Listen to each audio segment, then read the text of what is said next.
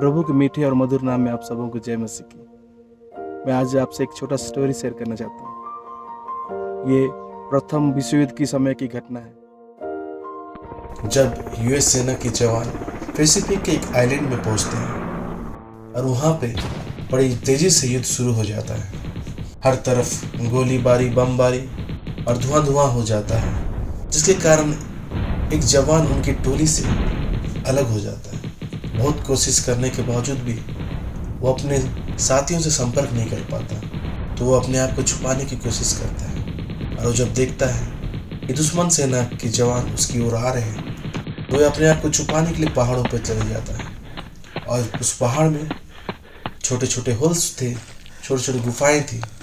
ऐसी एक छोटी सी गुफा में रेंगते हुए उसके अंदर चला जाता है और अपने आप को उसमें छुपा लेता है।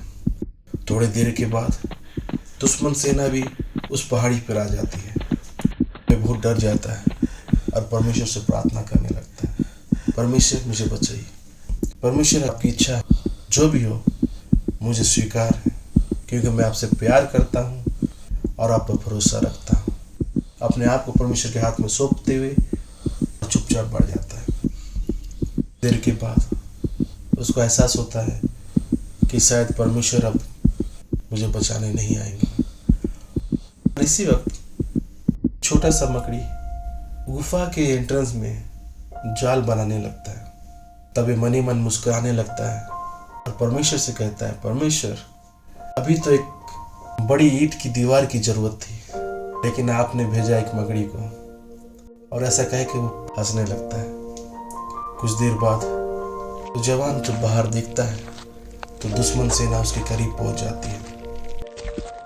तभी अपने आप को परमेश्वर के हाथ में सौंपते हुए शांत बैठ जाता है।